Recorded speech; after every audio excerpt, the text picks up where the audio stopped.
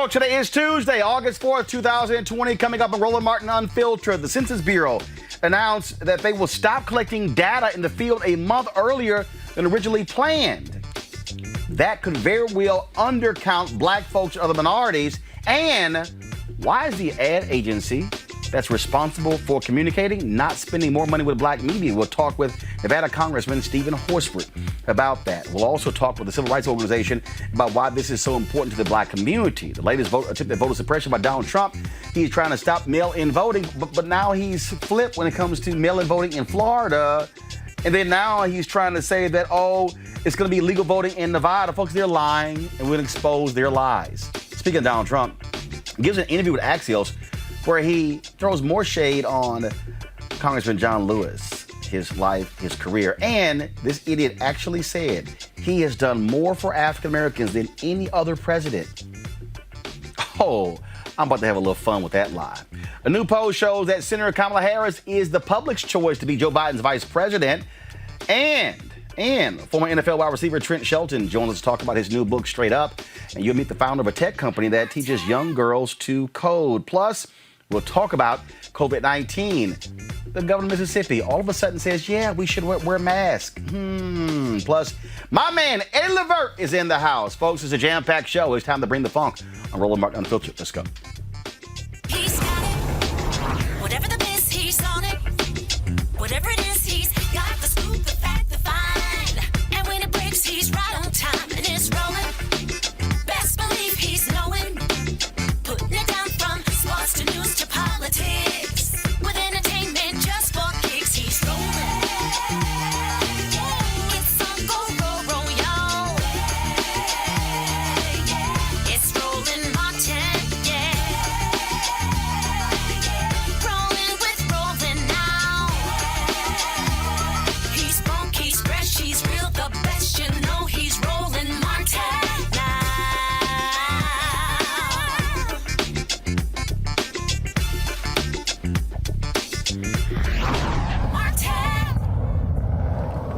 The Trump administration will no longer extend the window for the 2020 census. Trump said earlier that they needed more time because of the coronavirus pandemic. Okay, that's weird. Now, to be counted, households must complete the survey by September 30th rather than October 31st. The Census Bureau will also end its efforts to knock on the doors of households that have not filled out the survey online by paper form or by phone. Okay, so this is where this is all confusing. So they say they need more time to count, but you're going to cut it a month short. Doesn't it make sense to actually extend it and then count? All right, this makes no sense at all. Joining me is Congressman Stephen Horsford of Nevada. He is the chair of the Congressional Black Caucus's 2020 Census Task Force. He's going to join me in just a moment. But I'm going to talk to him about this, but I'm also deal with him on another issue. And that is the advertising agency, Young and Rubicam. The Young Rubicam Group, they got the overall contract to handle communications, the ad dollars for the United States Census. But how much do they really spend on black media? Now, I was told point blank that they pretty much pushed out Carol H. Williams' advertising agency, the multicultural agency, black-owned, saying they didn't have the capacity to handle ad buying, but they do. Now, what's crazy is this here. They did give some money to different black groups and some black media, but we here at Roland Martin Unfiltered, we actually filled out. I was contacted by somebody who works for the census who said, hey, man, we need some help. Our numbers are down. Hey, we should be advertising on your platform. I was also told that Carol H. Williams had us in their digital platform, but they ignored it. They chose to put a lot more of their money in black events. Well, because of COVID, no black events. So check this out. So we filled out the form. We filled out all the paperwork. Went to their online portal. Nobody called. Nobody responded. Now, here's what's crazy. We did 25 million views of this show in the month of June. 30 million in the month of July. There's no other black digital platform that can compare with our numbers. Not one. So what in the world's going on here? See, this is how these ad agencies freeze black people out. And this is how we are unable to access ad dollars, which means we can't grow our companies. We can't grow our staffs. We can't build capacity. They choke the dollars off and keep us from being able to access them. And then they choke the dollars off of ad agencies like Carol H. Williams, which keeps them from being able to grow.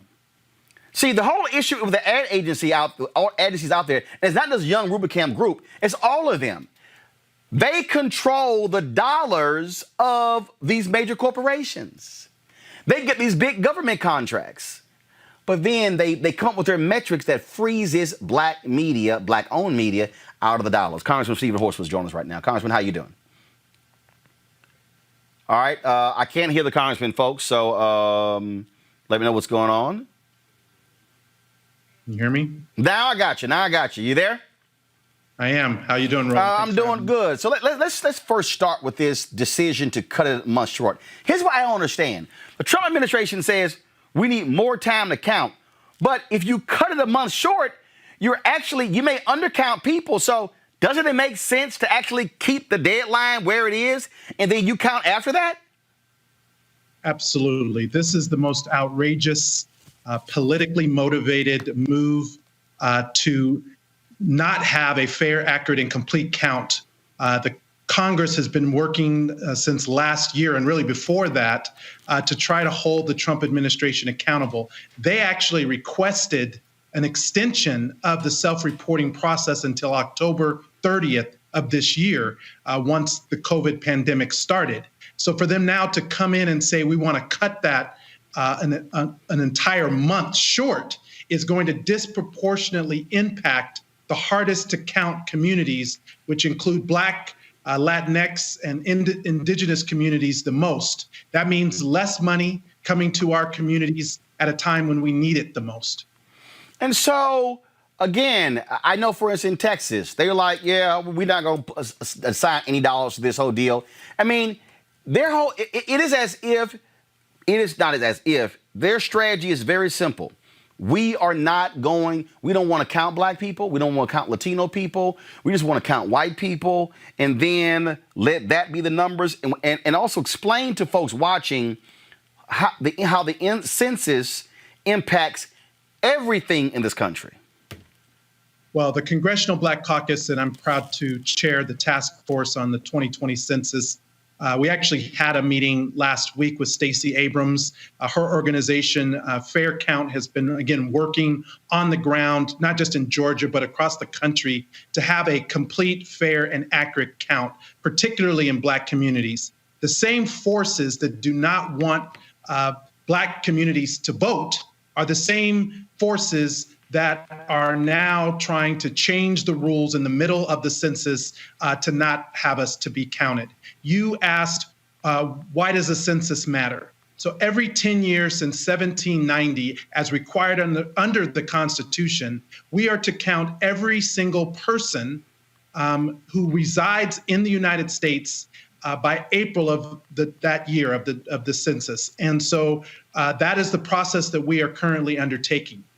My congressional district here in Nevada's 4th District was created in 2010 based on our count.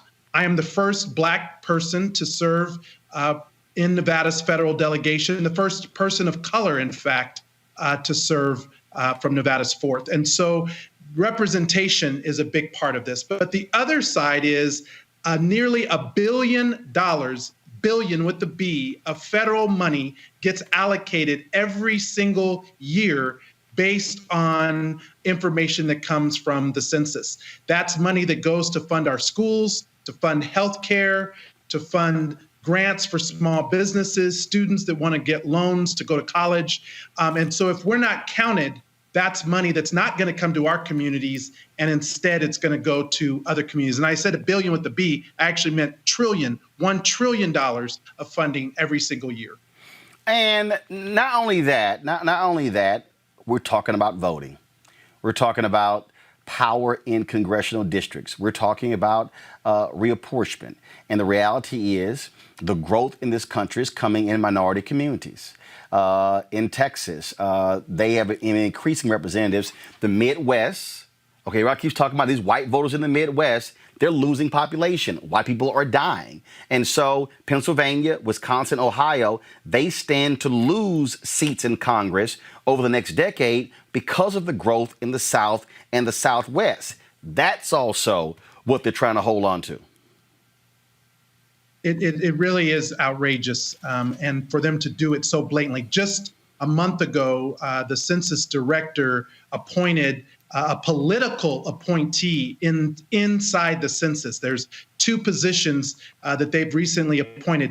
Never before have we had political appointees now making decisions about how the census is supposed to be run. And so what is being done about this is Congresswoman Carolyn Maloney, the chair of the House Oversight and Reform Committee, has brought forward a bill. It was a bill that we had introduced actually earlier in the year because we were concerned with the Trump administration trying to not have a fair and complete count.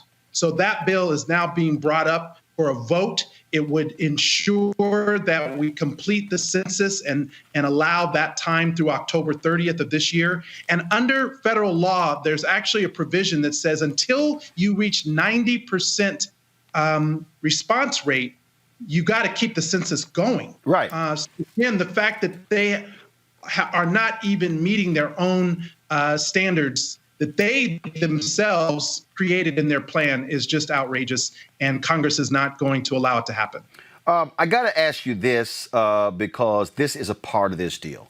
So the U.S. Census, the federal government, awarded the national advertising contract to Young Rubicam Group. They control the entire deal. They, frankly, have been freezing out black ad agencies. They froze out Carol H. Williams Advertising, one of the most iconic advertising agencies in the country, black-owned. I can tell you, Congressman, for a fact. Now, I do know that some money was given to Stacey's group. I do know some other black media companies like Blavity got some dollars as well. But I was told that most of the money to try to get black people to sign up for the census was put into events and churches and things along those lines. Well, COVID hits in January, February, no events. So for January, February, for February, March, April, May, no June as well. So forget trying to sign up folks at Essence and all the rest of these places. We applied, according to Young and Rubicam, it was go to their online portal. We put together our proposal, applied, have not heard from anybody from Young and Rubicam. And I'm wondering, in terms of, are they putting the money in black media? We did 25 million views in June, 30 million in July. Our numbers are what they are. And I know for a fact that Carol H. Williams agency was telling these people, you got to do black digital to reach African Americans and pushing them on the census. But you have this white ad agency doing what they do, not sending dollars to black media outlets. This is also part of the problem. So it's not just the Trump folks cutting it short, it's Young and Rubicam not respecting black consumers and black media companies. And that's how we get frozen out. So we can't grow and build capacity. Carol H. Williams can't grow and build capacity because of what folks like Young and Rubicam Group do. Well, I really can't disagree with anything that you said, Roland. You're absolutely right. And the Congressional Black Caucus actually met with the director of the Census Bureau and a ranking official executive from YNR to discuss this very issue earlier this year before all of the spending was finalized, and to put pressure on the YNR to make sure that they were inclusive to not just black-owned media outlets such as yours, but also black media publications. And literally one of the responses that we were told was, well, unless they have a circulation of more than 50,000 people, then we're not going to put our advertisements in those publications. But yet, those are the very publications that reach our community. There you go. So here's what they do. So Congressman Horsford, here's what they do. Here's what Young and Rubicam and all these other ad agencies do. They establish metrics that purposely lock us out. So they establish these metrics that, oh, here's the cutoff, as opposed to knowing black people. I can tell you that a Carol H. Williams or a Burrell, or when Don Coleman was in business, and when Eugene Morris was in business, and when R.J. Dale was in business. I just named you three black ad agencies and no longer in business. Those black ad agencies know black people. They know what black people read, what they listen to, and what they watch. But these white ad agencies don't care about any of us, and that's also part of the problem. And that's also why there's an undercount, because if you're not investing in black media and what they want us to do, and check this out. I sent some tweets out last night. All of a sudden, Young and Rubicam calls a black ad agency, and they want us to run stuff for free. It is totally unacceptable. And look, I know what the process was at the beginning. We actually requested to see the entire marketing plan. I did a stint in media, so I understand the role that media plays in reaching our communities, particularly black communities, as you said. And there has to be an account for every single dollar. Right. Congress actually increased the budget for the census. The Trump administration had only asked for $2.5 billion. We were able to get more money added to that budget, but we told them that we wanted to see more investment in black communities and other marginalized communities so that we would see an improvement in the undercount. But look, going back to my original point, that has that issue with YNR. They're going to have to be held accountable. Meanwhile, that's right. We need every single person in our community to know how important it is, despite the fact that our community wasn't given those dollars, that we still have to be counted. Why? Because if we're not, then it's our children, it's our community. For the next 10 years. Our businesses that will not get the funding over the next 10 years, not 1 year, but over the next 10 years. And it's a loss of a nearly $1 trillion. Well, here's the deal. I would love for the Congressional Black Caucus to demand from Young and Rubicam to provide an itemized listing. And it needs to say, no. We want to know specifically the black media outlets, and we want to know by name and dollar amount so we can see what's black owned and what isn't. So, for instance, if they gave money to BET, that's Viacom. They're not black owned. But it needs to be an itemized listing and then a bottom number to say, okay, here was your total budget. This is how much you spent on black media, and then everybody else. I guarantee you there's going to be a wide discrepancy there, and that is one of the problems that we have. And so you're absolutely right. We should be signing up. It is our money, but this is how systemic racism works when these agencies, these white ad agencies, freeze us out. So they freeze out the black ad agency like Carol H. Williams. They freeze out the black media companies like this show. And then they go, well, what are y'all talking about when it comes to wealth building and wealth creation and inequality? Well, that's how the CNNs of the world become multi-billion-dollar companies, and black media is withering on the vine. Final comment, Congressman. Well, my final comment is I will absolutely follow through with your ask and to get that breakdown. These are public dollars. These are taxpayer investments into a process that's required every 10 years. This is not about making YNR or any of their friends wealthy.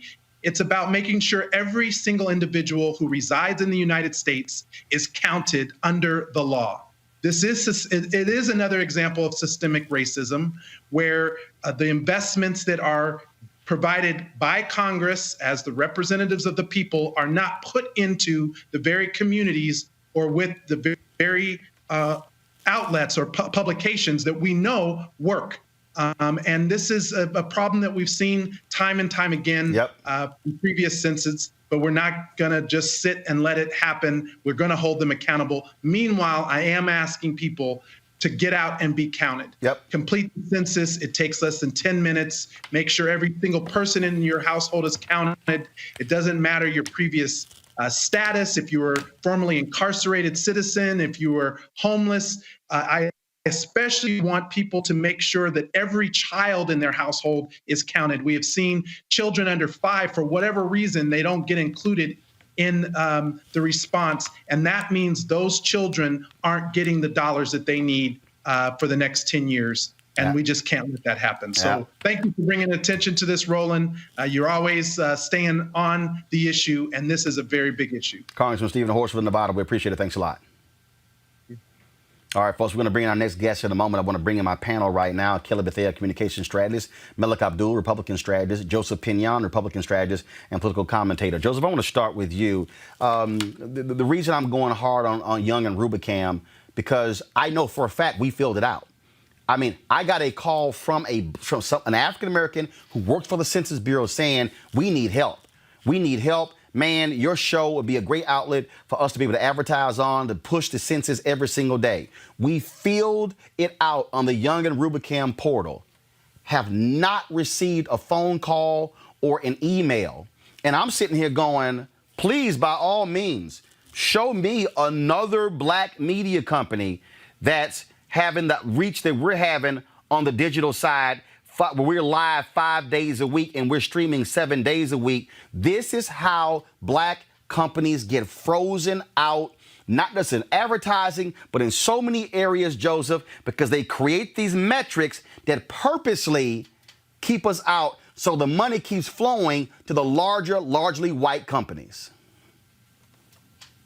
Well, look, I think you're right to bring up the fact that this is bigger than a media issue, even though obviously when it comes to black and brown communities, the media issue is where it impacts us the most. You're talking about the fact that when you have people bidding on contracts for providing services for states, providing services for cities and municipalities, black companies inevitably face some of those same barriers. And so I think that we need to start exploring things such as blind bids that can actually provide greater latitude for the work to speak for itself. Because if perhaps someone wasn't looking at the fact that, oh, those 25 million views came from Roland Martin Unfiltered and was just simply looking for a place to find 25 million eyeballs, then it might be a larger capacity there for you to be able to get those bids, for more black businesses to be able to get their foot in the doors that have inevitably been shut in our faces, because of the fact that the dirtiest secret in all of this is that there are people who sit in rooms that we don't talk about, who don't want to see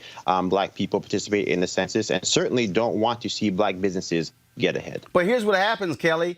At these ad agencies, ain't no black people there.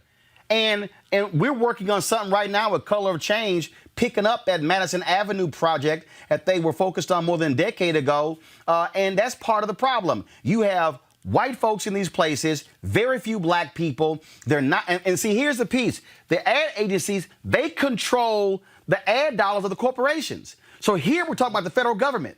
We're taxpayers. And so they still are freezing us out. Now let's start talking about all these corporations where they're sitting here and we've been on phone calls. And this is what happens, Kelly.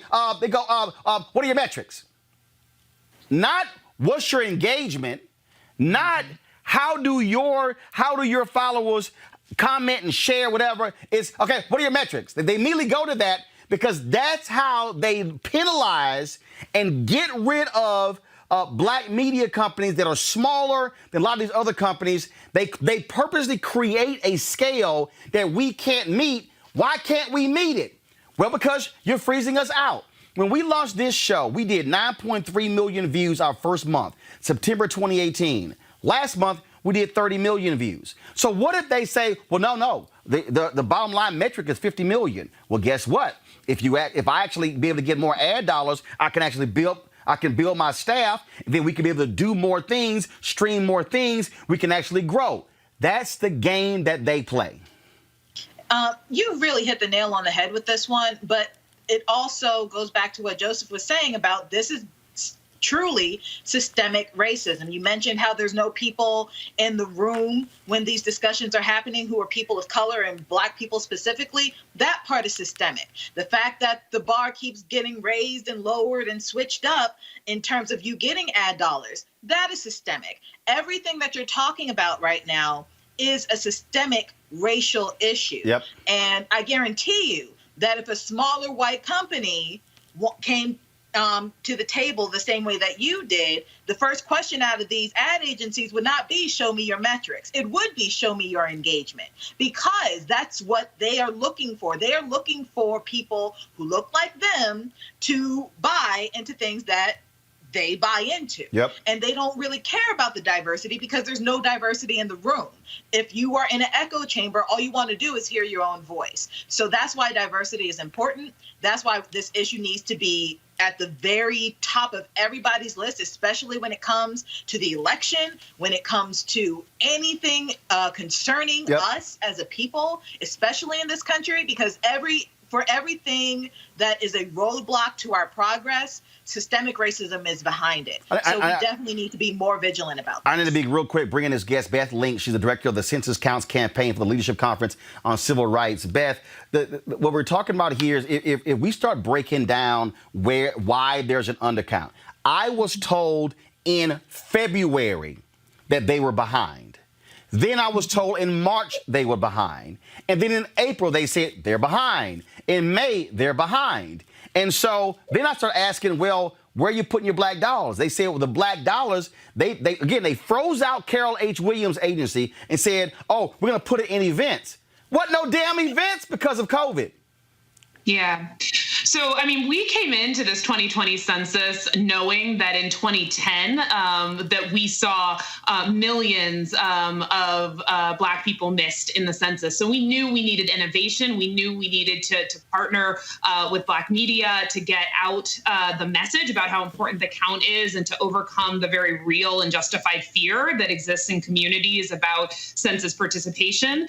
And so it is disappointing. And at the Leadership Conference and the Census Counts campaign, which I lead at the Leadership Conference Education Fund, has been kind of raising the alarm that partnerships with trusted media sources like your show, partnerships on the ground, both online and off, were going to be incredibly critical to get out the count and to educate people about why this census is so critical. And here's the deal. Somebody might be watching saying, Roland, all you saying is you need some money. You damn right. I want Black magazines. I want Black radio. I want Black websites. I want Black podcasts. I want Black media to get dollars. And this is how they freeze us out. And again, so you freeze us out of the ad dollars, which means that we can't sit here and talk it up, but they want us to do it for free. Then we get hurt as Black people because we're undercounted, which means billions of dollars that are supposed to go to Black communities don't come to Black community because the census determines roads, bridges, airports, public transportation, congressional delegations. Healthcare. It determines how funding is spent from the federal government for the next decade, which means a Black kid that is 12 today, and their family gets undercounted, they won't be able to fully participate until that child's 22 years old. Right. I mean, so you're spot on. I mean, the census at its core is about money and power. It is about the distribution of $1.5 trillion every single year in healthcare, education, infrastructure that go to communities. It's about the distribution of political power, the number of seats in Congress every state receives. And it's also, as a civil rights advocate and as working with civil rights advocates day in and day out, census data is a critical tool that we use for change to defend civil rights legislation and also to advocate for future legislation that protect and help build our communities. The other thing that I think is really important for folks to know is that we're living within a pandemic and a pandemic and a pandemic. We're seeing the Black community being under assault by COVID-19 and our health and our bodies being attacked. We're seeing our bodies and our safety under assault by attacks by the police and police brutality. And then we're seeing our democracy under attack by having efforts by the Trump administration to try and strip our right to participate in the 2020 census and our right and our ability and access to the vote. So it is incredibly critical that anyone who's listening certainly ensures that individually we all participate in the census, but also that we are using all of our platforms to educate and let everyone know how easy it is to participate in the census, and that when folks are trying this hard to deprive us of our right to participate in the census and get that money and power to our communities, we have a duty and a real opportunity to fight back by participating and encouraging everyone to do the same. All right, Beth, we certainly appreciate it. Again, Beth Link, Director of the Census Counts Campaign for the Leadership Conference on Civil and Human Rights. Thank you so very much. Yeah, absolutely. Thank you. Melik, I'll go to you. First of all, does it make sense to say we need more time and you cut the count a month short? That just makes no sense at all. You should want to count more people. And unfortunately, what we have seen is, like I know for a fact in Texas, you have Republicans who have not really been helping with this. It's like there's this design to undercount Americans. Well, I can't agree that it's a design to undercount, because we do know that they did extend the deadline initially, as you said, until the end of October. But now they pushed it back. They pushed it forward by a month. From what I've actually learned about this is that there are a lot of this is actually tied to redistricting. And when those deadlines are, so there are certain states that require deadlines to that data collection to be received by the census year. There's others that require it by the actual publication of the census itself. Next year, Virginia and New Jersey have general elections. So there are deadlines as far as their redistricting that they have to go through in New Jersey and Virginia. Neither one of those are red states. The rationale behind it seems to be that this is in reference to data collection, but I would also add to that this is not something that's limited to red states. California, if this is actually pushed back as far as that data collection, California will be coming up against. I think there will be Delaware. There are several states that will be affected by this, and from the administration's perspective, what they're looking at is saying that we're trying to get the data collection. So as you said, when you initially introduced this is in reference to the field operation, but not the digital operation. But I did want to also comment on the story, what you were talking about with the media dollars, black media dollars. Well, we know, Roland, that we've talked about this is an extension of a conversation we've had on your show many times before when it comes to black political capital, black people being able to get seat at the table. One of the things that I've been talking about just over the past months, even in the midst of these protests and what we're doing with Black Lives Matter, everyone wants to come to D.C. and take nice selfies at Black Lives Matter Plaza, but then these same people go into these boardrooms, they go into these HR offices, they go to these same spaces, and when it comes to giving people like Roland Martin money, when it comes to giving all of our advertising dollars, making sure that black people have a seat at the table, the same people who hold up these Black Lives Matter signs are also the ones who are making those decisions. Actually, let me just let me help you right there. What we have seen is the very people you're talking about, they have been doing that in the ad agencies since the George Floyd death. And we actually had the brother who was on the show, D. Bennett.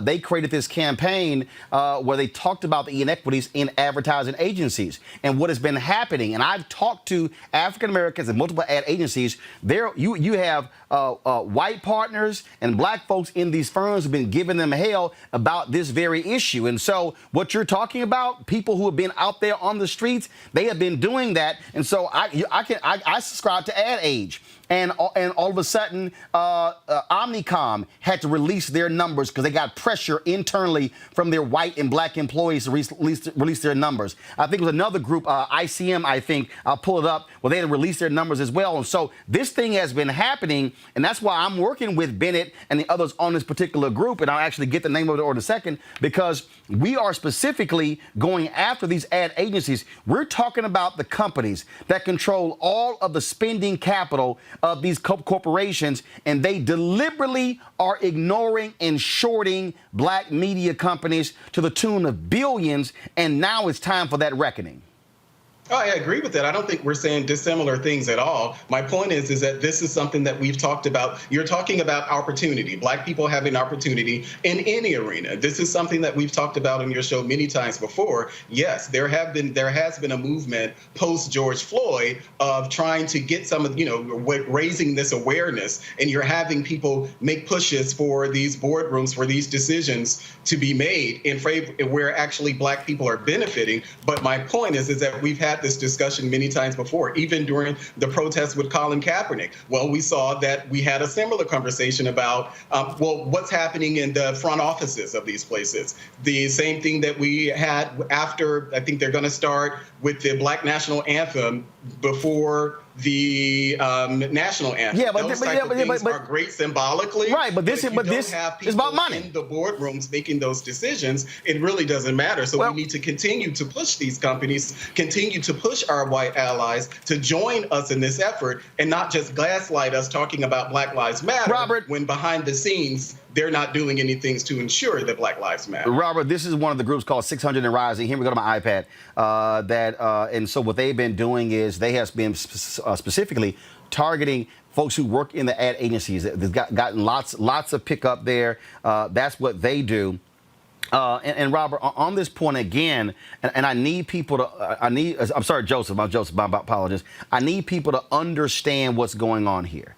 I need them to understand that the reason Black media companies are so small because you depend on advertising. And when they starve you of those dollars, then you can't get it. One of the things that I'm just going to give you an example, Joseph, of something that happened. So we talked to a major corporation, and they said, we know Roland, we love Roland, we know his audience, we know he connects with his audience, we want to do a deal with Roland. So then they said, need to talk to their agency. Now, we said, hey, we ain't trying to deal with no agency bullshit. That's what we said, because we know what we're going to get. We've been down. This ain't our first rodeo. We call the agency. The multicultural person, Black, even goes, what are your metrics? We're like, no. We ain't having that conversation. We've already talked to the client. The client said we want to do the deal. So we said, no, why don't you call the client, then y'all call us back? And then they're trying to toss out other stuff out there. That's the game that they play, Joseph. That's how they freeze us out. And that's why this is my 13th Black media experience. I have seen this in Black newspapers, in Black radio, Black websites, in every form of Black media, Black magazine, you name it. This is how they do us, and this is where we got to say no. And I have people who tell me, Roland, you shouldn't call out Young and Rubicam because you ain't going to get no business. I ain't getting no damn business right now. So you might as well call them out. Joseph, go ahead.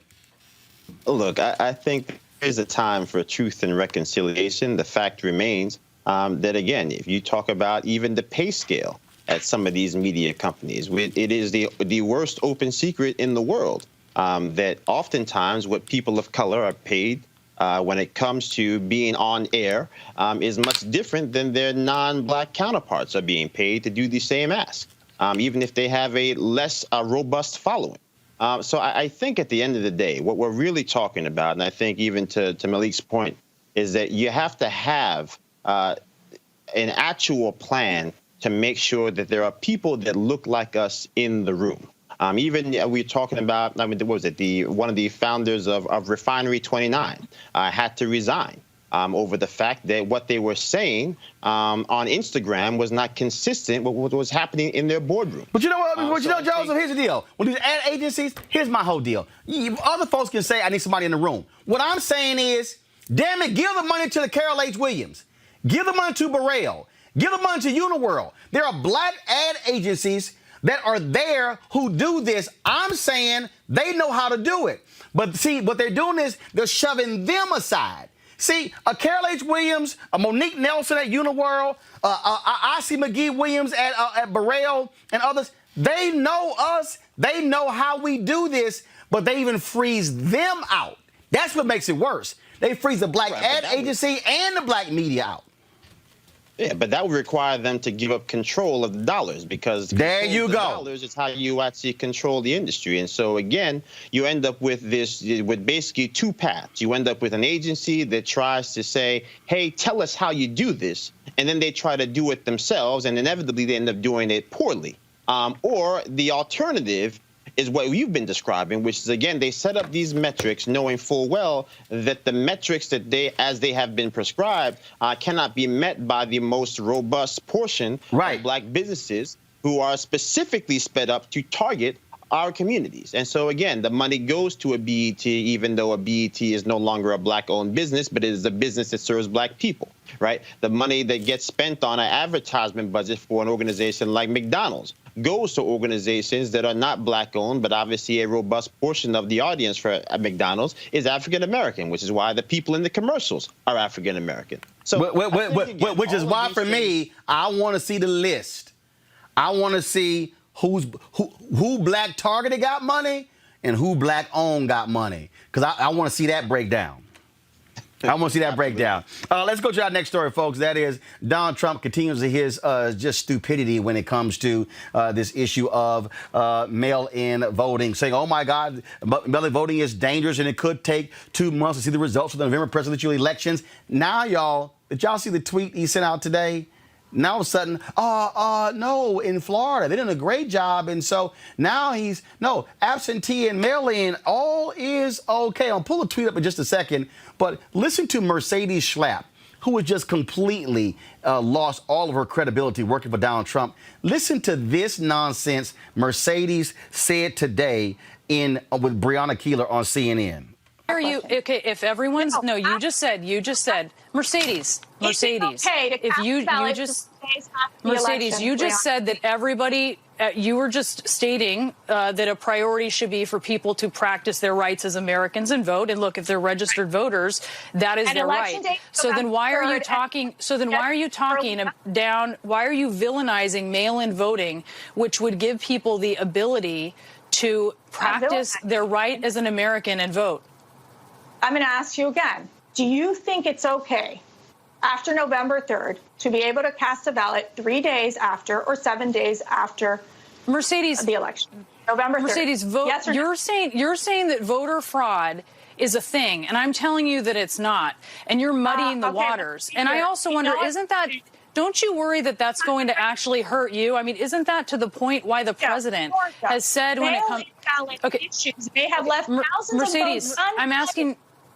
I'm just going. Mercedes, I can go. Mercedes, we can go have this is like so. This is just pointless. Okay, this is pointless. I get it. You're just saying a bunch of crap. Okay, you're saying a bunch of crap. Can I tell you what? No. Let me tell you. We're talking about we're talking about voting in a pandemic. We're talking. All of a sudden, okay. You don't let them have a conversation with them. We're talking about voting in a pandemic. Okay. We're talking about people trying to. Can you listen, Mercedes? I need you to listen to me. Okay? Let's focus and have a serious conversation here. We're talking about voting in a pandemic and giving people the ability to vote if they are a registered voter. And you seem to be talking about putting obstacles in their way to that.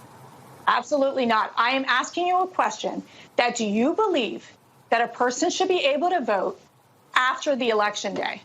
Meaning, can you cast a ballot 3 days following the election? We'll have to continue. That's a valid question. That's what they're doing in Nevada, and that is unacceptable. We'll be checking that, Mercedes. It was very nice to have you. Mercedes Schlapp, thank you so much. Okay, here's why, y'all, that's an absolute lie. Because in Nevada, what they say is your ballot needs to be postmarked by November 3rd. And what they then do is if it comes in 7 days after the election, it will not be counted. Mercedes sat there and said, oh, they're going to be voting after November 3rd. No, it will be postmarked by November 3rd.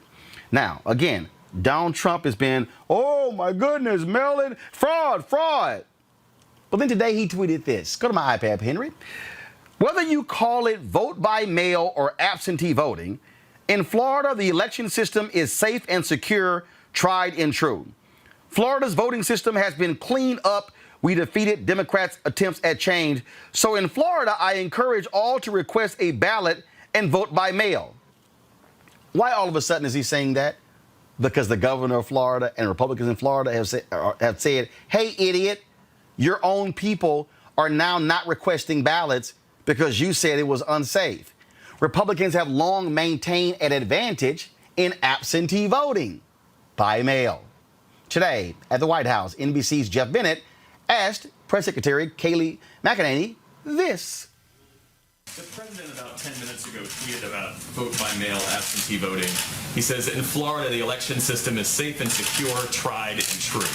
What, in his view, changed? Was he advised by Republicans that he was potentially suppressing his own vote by stoking unfounded fears about mail-in voting? And will he admit now what is the fact that voting across the country by mail is safe and secure and tried and true? Well, the president has always said that absentee voting for a reason is different than mass mail-out voting like what Nevada is seeking to do, which leads to mass fraud. It's the same thing. And also, I'd refer you to the campaign on this, but there was a victory in Florida with regard to ballots. So I believe that's what he was referencing. Would refer you to the campaign for details on that. But he's been unmistakably clear that when you have this mass mail-out voting like what Nevada wants to do, the consequences are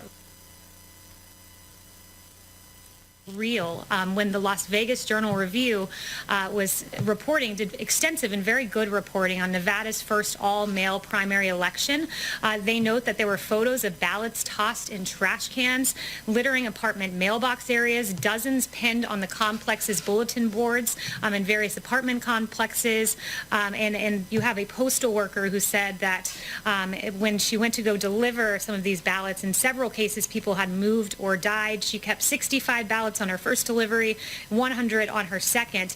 It is rife with fraud and with delay. And that is what the president stands firmly against. He wants a free and fair election. Extensive research shows that there is fraud in vote-by-mail systems is extraordinarily rare. The president votes by mail, you vote by mail, and a dozen other top Trump administration officials vote by mail. So with regard to the absentee system, that's right. And there is ample evidence of fraud. I would point to the best example of this, and very recent, was May 12th, New Jersey's special election in Paterson, New Jersey, where 1 in 5 mail-in ballots were found to be fraudulent in the election. New Jersey officials were charged in that case, and resident Ramona Javier said this is corruption, this is fraud. There are 8 relatives and immediate neighbors she knows of listed as having voted, but who insist they never even received a ballot. There are ample examples of fraud, and we can get those to you more than just Paterson, New Jersey. Melek, I bet she didn't want to bring up what happened in North Carolina when Republicans were harvesting ballots in North Carolina when there were more ballots that were sent out, absentee ballots sent out to Democrats, but then they were returned for Republicans. But here's what's interesting. This is what Nevada wants to do. They simply want to mail ballots to all active voters. There's also a security process, and that is when a ballot comes in, then they also cross-reference that with existing data. There is extremely rare instances of voter fraud. The Brennan Center, numerous groups have broken this down. Every time Republicans yell voter fraud, they literally cannot provide any substantial evidence. But now all of a sudden, Donald Trump, who you support, now says, oh, it's good in Florida, but it's not good in Nevada. It's good in Florida, but it's not good in Pennsylvania. What the hell? Well, I think that from Donald Trump's tweet, I think that's exactly where we want him to be in support of this idea of mail-in voting, absentee voting. But he hasn't been. But he hasn't been. As we've discussed on your show before, there are difficulties, and the Bipartisan Policy Center actually came out with a report talking about the sheer difficulty in moving to that vote by mail system during the time of pandemic. That's a bipartisan center. They came out with that support. But Malik, one second. Hold on. Malik, 1 second. Right there Malik, 1 second. Hold on. Malik, 1 second. Hold up. We're not moving to a completely mail-in process. There is still going to be in-person voting.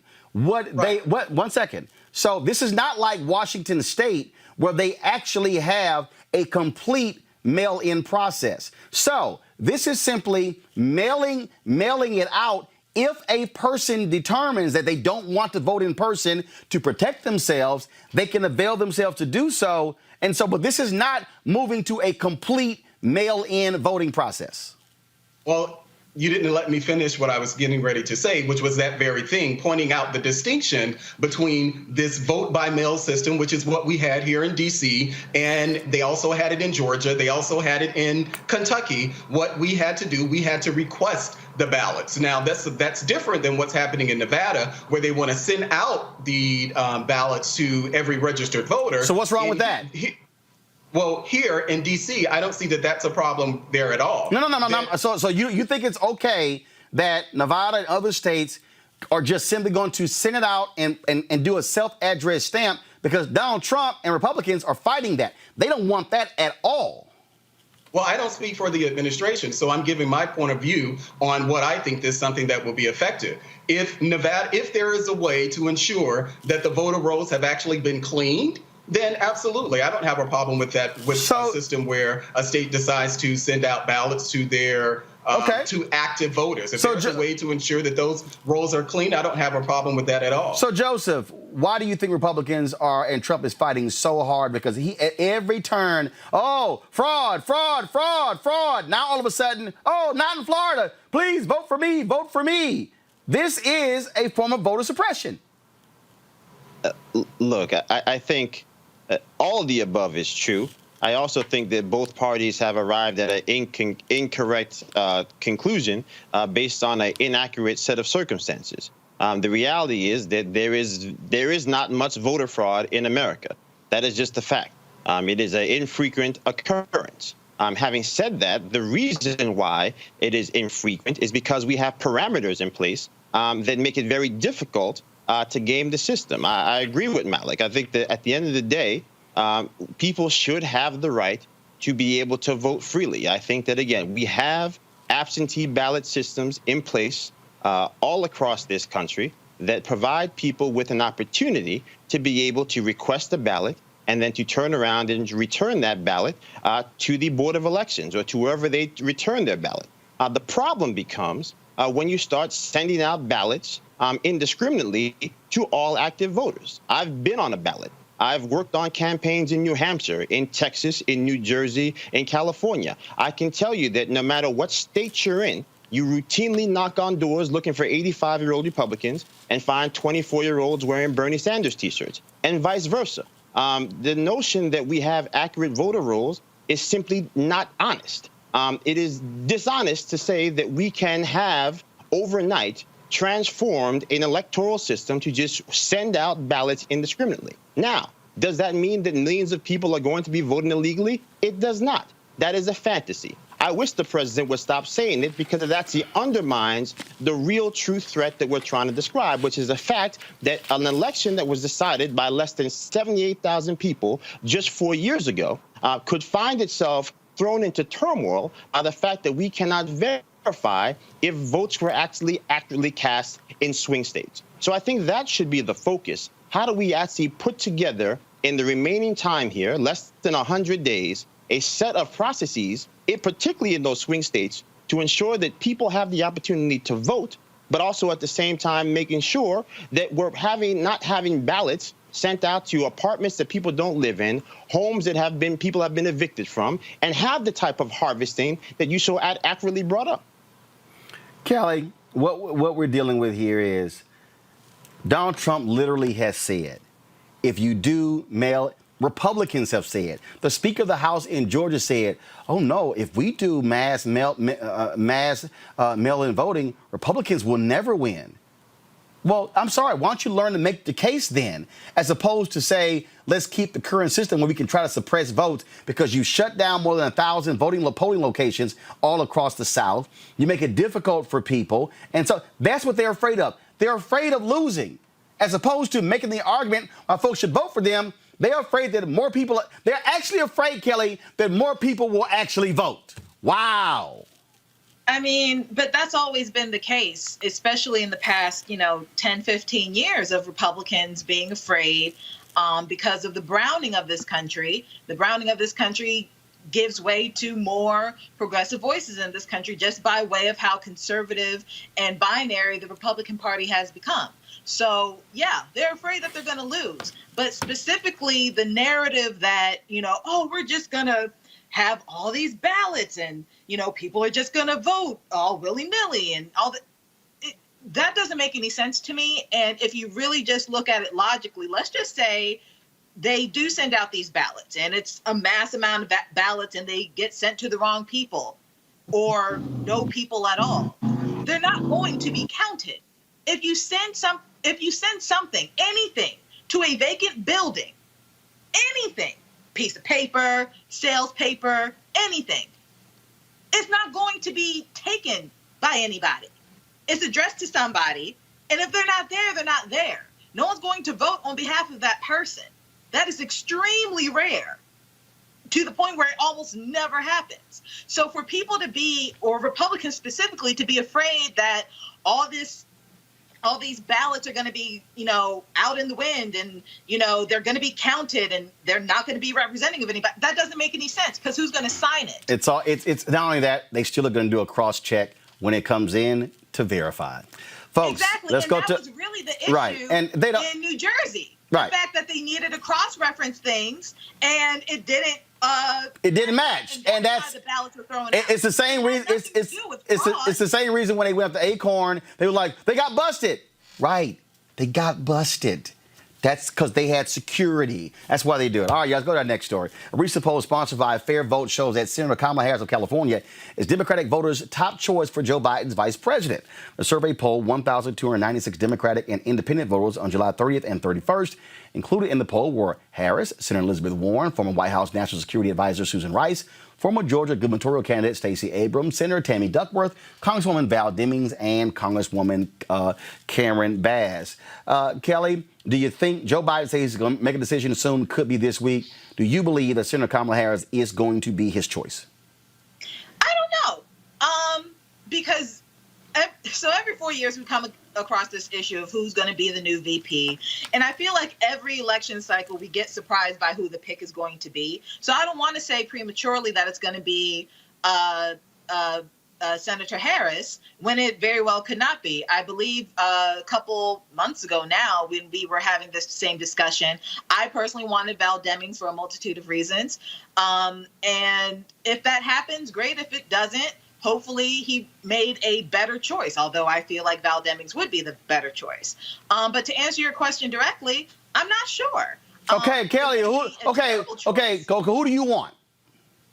I want Val Demings. Got it. Mellet, do you think it's going to be Senator Kamala Harris?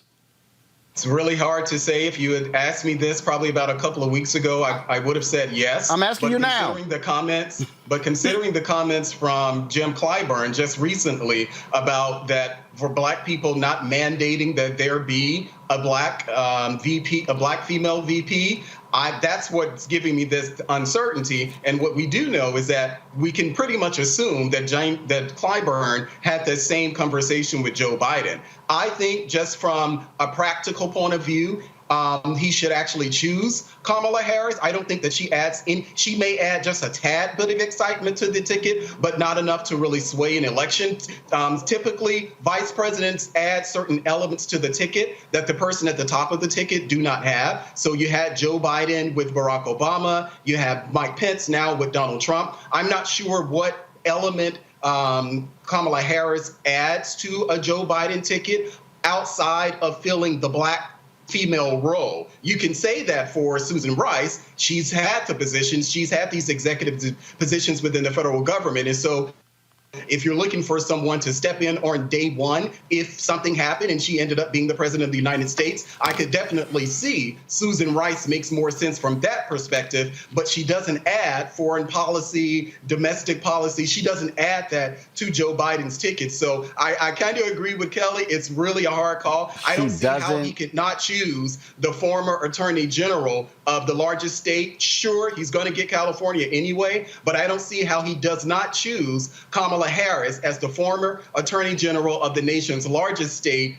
the only black female U.S. senator, and also a former presidential candidate. I don't see how he doesn't choose her, but here's the deal. She doesn't have to add foreign policy experience because that's what he's got. She does add. She does bring domestic policy experience. Not only attorney general, but also district attorney. Joseph, your thoughts? Do you think it's going to be Senator Kamala Harris? If not, who do you think it's going to be?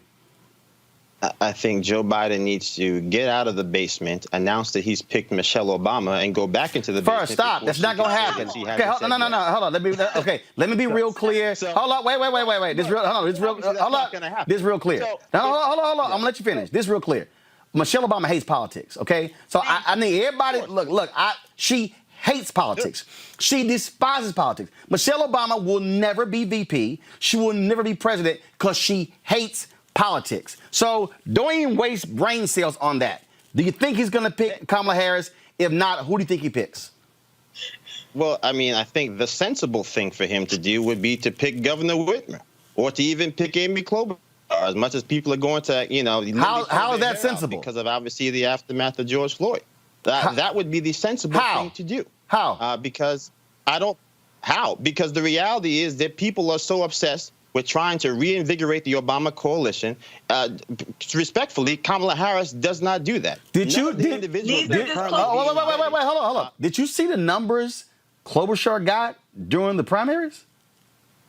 Yeah, that's not the point. We're not talking about people. We're talking about the Electoral College because people seem to forget. But what does Klobuchar bring you though? Minnesota is a blue state. Minnesota is barely a blue state. It was lost by President Trump by less than 2%. If you're talking about concern, when's the last time Republicans won Minnesota? It's a very long time ago. That's not the point. The point is that the RNC has spent millions of dollars that have been poured into Minnesota over the last 4 years. If you just look at the spending for the RNC, if you're just talking strategically, you look at a place where again can turn around and flip Michigan and flip Pennsylvania and flip Wisconsin. This election is over. So again, from a strategic standpoint, I think it would behoove him to pick somebody who can lock in that blue collar. Wait, one second. But I thought the reason they were touting Biden as the nominee because he could pick up those white voters. So why do you need another white woman to pick up the white voters that Biden was supposed to pick up? And in fact, Henry, go to my iPad, please. These are the poll averages in the state of Minnesota. Public policy, 52-42 Biden. Morning Consult, 47-44.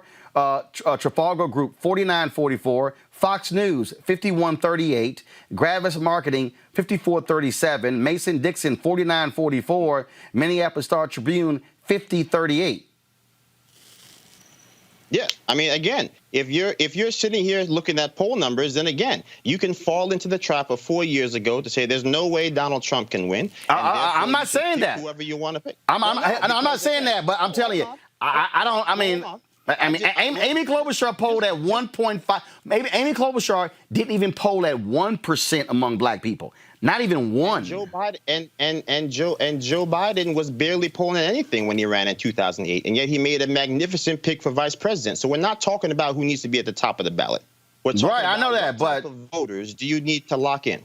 And when you're talking about winning this election in November, and I think that the things that Democrats should be focused on is making sure that they do claw back as many of those people who went from Obama to Trump. That is a very big part of the reason why President Trump was able to get elected in 2016. They should have a laser-like focus on that because, again, as I said before, tongue-in-cheek, unless they're planning on putting Michelle on the ballot, which is not going to happen, than trying to basically put a brown face at the bottom of the ticket for the purposes of trying to raise the enthusiasm gap is not going to be the smartest way to make sure that they're victorious in November. Klobuchar would be smarter. Here's the deal. Here's what you're looking at right here. I also said the Governor Whitmer, but I think the reality is if you're first of all, Whitmer is not even on the list. He's not on the short list. No. She's on the short list. Who I thought he should pick. Right, no. But first of all, if they're not even on the short list, it's a waste of conversation saying pick them because clearly they didn't make the cut.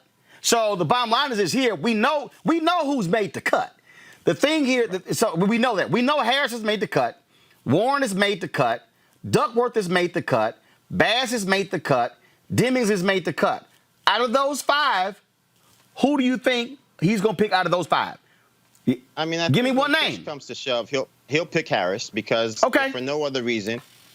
He's got to pick somebody that I think realistically can run in 4 years because I think it's quite obvious he will not be able to run in 4 years. All right, so folks. I think that's what has to happen. I got it. All right, folks, here's the deal. Axios, Jonathan Swan does an interview with Donald Trump. Oh, my God. This is really one of the dumbest interviews you've ever seen in your life. If you want to know how stupid Trump is, just watch this interview. But he asked him specifically about Congressman John Lewis. Listen to this idiot. John Lewis is lying in state in the U.S. Capitol. How do you think history will remember John Lewis? I don't know. I really don't know. I don't know. I don't know John Lewis. He chose not to come to my inauguration. He chose. I never met John Lewis. Actually, I don't believe. Do you find him impressive? I can't say one way or the other. I find a lot of people impressive. I find many people not impressive. But I didn't go. Do you find his story impressive? He didn't come to my inauguration. He didn't come to my State of the Union speeches. And that's okay. That's his right. And again, nobody has done more for black Americans than I have. I understand. He should have come. I think he made a big mistake. But taking your relationship with him out of it, do you find his story impressive, what he's done for this country? He was a person that devoted a lot of energy and a lot of heart to civil rights, but there were many others also. There's a petition to rename the Edmund Pettus Bridge in Selma, Alabama as the John Lewis Bridge. Would you support that idea? I would have no objection to it if they'd like to do it. Yeah, it's a good idea. Would have no objection to it whatsoever. Okay. Y'all, in the same interview, Donald Trump literally said, he has done more for black Americans than any other president in history. He said, possibly even including Abraham Lincoln. Jonathan Swan asked him, Joseph, about President Lyndon Baines Johnson and the Civil Rights Act. And Trump goes, how did that turn out? It actually turned out well. It was the Public Accommodations Act. So when you hear him say he has done more for black Americans than any president in history, what do you say? I mean, I actually think it's pretty sad because quietly as it's kept, he really did have the opportunity to do a lot of good things for black America, and he simply watched the piss go by, or in some cases said that there were many fine people on both sides. So, I mean, I think the hard truth is that I think most people of color know that when it comes to the administration, there is what is tangential, what has been done when it comes to the First Step Act and when it comes to opportunity zones. But words do matter. They certainly matter when they come from the leader of the free world. And I think that the things that happen in between the legislation also have an impact on how history views you and how you're able to make an impact on society and communities of color. And so I think that when you weigh those things side by side, there are many things that have happened that make black Republicans cringe, that make black Americans terrified. And the fact that even in this interview, you can't even find 3 nice words to string together about John Lewis, a man who literally had his head beaten in so that people that look like us could have freedom and justice in this country. I think it speaks volumes for why, as much as you'll have certain Republicans who say that President Trump is going to get 30% of the African-American vote, it is more realistic that he will probably get less than 10 because there is no emotional connectivity or trust that exists right now, no matter how many times they run ads about Alice Johnson being freed from prison. Melik, I'm trying to understand something here. Here we go to my iPad. You know, Trump loves to tout the black unemployment rate. And if you look at this chart right here, which breaks it down, the black unemployment rate reached a high in March of 2010 of 19.3%. This was following, of course, the worst economic calamity in America since the Great Depression. That took place under Republican President George W. Bush. Then all of a sudden you see the black unemployment rate, again, peaking here, then all of a sudden going down, down, down, down, down, down, down, down, down. And then we get to February 2017. And that really is the last really full month, if you will, for President Obama, for last full month. Actually, if you take the January 2017, it was 7.2%, 7.2%. Okay, so then all of a sudden, so 19.3 to 7.2. That's a drop of 11.1 points. So Trump comes in at 7.2. It goes down to under him 5.1. We go here, then all of a sudden, it starts going up and going up and going up. And right now, we're at 15.4. So he claims that how he's done so many things for black people economically. But then he mentions First Step Act. When you hear Donald Trump say he's done more for black Americans than any other president in history, do you say, wow, he's telling the truth? Or do you say, man, stop lying? I think that's a rhetorical flourish that Donald Trump likes to use, and many Republicans as well. When you look at, and what we have to have this conversation. Is it true or false? Well, I don't think that that's true at all, but I think that people have different metrics that they use to gauge what that is. So what's his metric? Well, I've never had a conversation with Donald Trump. No, but you just said people use different metrics. What do you think is the metric that Donald Trump and the Republicans are using to determine if they've done more for black Americans than anybody else? What do you think? What do you think he's using? Well, what I would imagine is that their efforts around criminal justice reform. I would also, and as you noted, but yes, the unemployment rate, if we're talking about things like the increase in black women businesses, all of the metrics that presidents themselves use to gauge how they're responding to various communities. But more than any president in history. So do you believe that Donald Trump has done more for black people than President Johnson did by signing the Civil Rights Act of 64, the Voting Rights Act of 65, and the Fair Housing Act of 68? And also the creation of Head Start, the poverty programs, and all those initiatives. Do you think Trump has done more for black Americans than what LBJ did? Well, I don't think that, for me, I wouldn't frame it as a conversation as any president doing more, because But he did. But he said that. So I'm asking you. Yeah. I mean, even when Jonathan Swan asked him about President Johnson, Trump said yes. Do you believe that Donald Trump has done more for black Americans than what President Lyndon Baines Johnson did? Well, I don't think that you really can compare the impact of what happened during the civil rights era. But he does. To anything that's Donald Trump. But I'm no. I'm asking you to give me an actual answer. Do you believe? I told you, and we initially started the conversation, I said, no, that's not something that I agree with. You literally asked me that, and I answered it flat-footed. No, I don't believe that. Then you asked me. Because he said all these metrics. He said all these metrics, and I'm not trying to understand what the metrics are. Because, I mean, if you look at the metrics. And so what your question it's like two of them. Well, Malik, what do you think that Republicans of Donald Trump are talking about? You're not asking me what I think. You're asking me to think what Republicans and Donald Trump think. Aren't you? Hold up. Aren't you a Republican? Aren't you a Republican? Aren't you a Republican? To answer your question again, no, I don't think. Melik, are you a Republican? More impactful than Lyndon Baines Johnson. No, I do not believe that. But you don't have anyone on the show who's pushing that. This is an argument, I guess, that you want to have. No. Actually, no, it's not an argument I want to have. No, I'll say it again. No. I just find it interesting. I don't believe it. I just find it interesting, Kelly, to listen to this dude throw this out. I had to smack Herschel Walker's son the other day on Twitter, who said that Donald Trump has provided more job opportunities for minorities than any other president in history, and that's just a flat-out lie. And again, these are the lies they toss out, and he tosses this stuff out. He's just lying. Kelly? I mean, but he's been doing that for the past 5 years now, and I don't anticipate that changing anytime soon.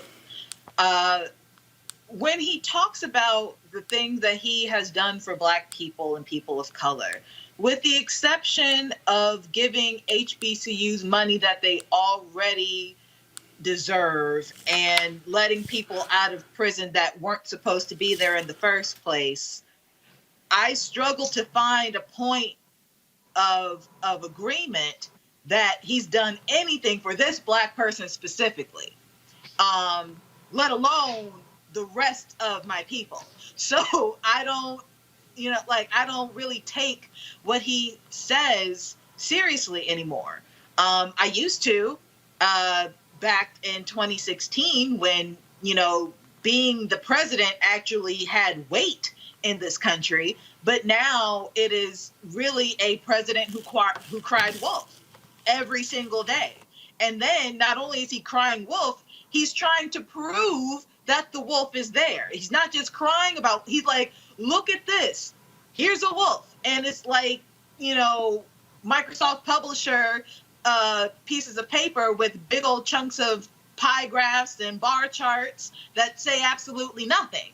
So I don't take anything I don't take anything that our president says seriously, because I don't know if he takes himself seriously. Truly, because nothing out of his mouth for the past 5 years has made sense in any context, let alone what he's done for Black people. Folks, can I just say Joseph, go ahead. Joseph, wait 1 second, Malik. Malik, hold on. Joseph, then Malik. Joseph. Yeah, I mean, just quickly here. I mean, I think the reality is that I think what you're talking about, Roland, is true.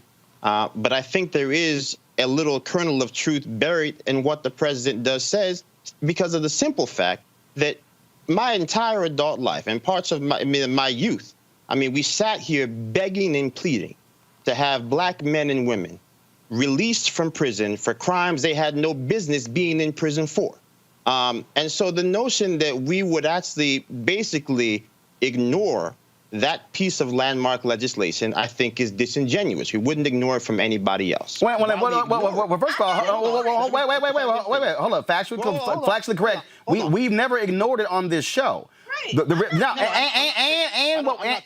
And what we also haven't ignored is that that Republicans blocked the legislation under Obama, and we also haven't ignored that initially Trump only wanted to do prison reform. When the bill went from the House to the Senate, Dick Durbin and also Chuck Grassley, Harris, and Booker said, no, this ain't good enough, and it actually became a criminal justice reform bill in the Senate, and that's the one that got signed. But initially, Jeff Sessions was fighting it, and I had personal conversations with Jared Kushner on this, and so that's what you had. But go right ahead, finish your point. So we haven't ignored it on this show.